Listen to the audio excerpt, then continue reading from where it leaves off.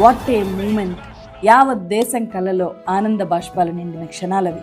Jemimah Rodrigues దేశాన్ని world cup finals కు చేర్చిన new cricket super star. ODI world cup knockout లో 300+ score అనేది దేశ చరిత్రలో ఇదే ఫస్ట్ టైం. మెన్ క్రికెట్ లో కూడా ఎప్పుడు ఇది సాధ్యం కాలేదు. 25 ఏళ్ల జెమిమా తన లోపల ఒక భయంకరమైన యుద్ధాన్ని చేస్తూ దేశాన్ని గెలిపించింది. జెమిమా ఒక క్రిస్టియన్. ఈ విషయాన్ని ఆమె ఎక్స్ప్రెస్ చేయడం తప్పైపోయింది. రైట్ వింగ్ కు ఆమె టార్గెట్ అయిపోయింది. మొన్నటి దాకా ఆమెని కిచెన్ లో కూర్చోమన్నారు, ఇలా రేప్ థ్రెట్స్ ఇచ్చారు.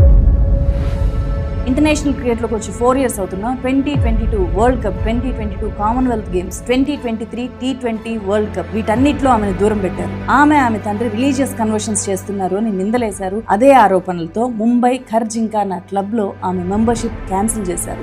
Last year I was dropped from this World Cup. తను కండక్ట్ చేసింది ప్రేయర్ మీటింగ్స్ మాత్రమే అని చెప్పి ఆమె తండ్రి స్టేట్మెంట్ ఇచ్చినా ఆమె మీద ట్రోల్స్ తగ్గలేదు. ఈ హెరాస్మెంట్ తట్టుకోలేక ఏకంగా తను ప్రాణంగా ప్రేమించే క్రికెట్ కే దూరం అవ్వాలనుకుందామా. ఫ్యామిలీ ఫ్రెండ్ సపోర్ట్ తో నిలబడింది, దేశాన్ని నిలబెట్టింది. ఆమెను ఏ క్రిస్టియన్ ఐడెంటిటీ వల్ల ట్రోల్ చేశారో అదే ఐడెంటిటీని గెలిచిన తర్వాత ఎక్కడా దాచిపెట్టుకోకుండా ఓపెన్ గా చెప్పిందామె. చూడండి ఏం చెప్పిందో. Firstly, I want to thank Jesus because I couldn't do this on my own. I know he carried me through today.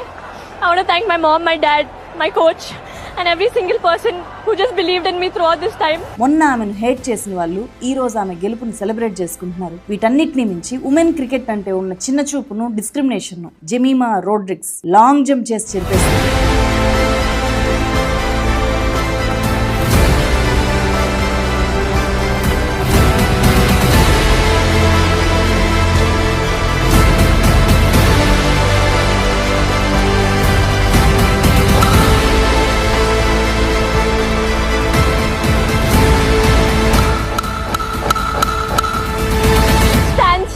And God will fight for you, and that's what I did. I just stood there and he fought for me. Truly, what a victory kada. India's Jemimah Rodrigues.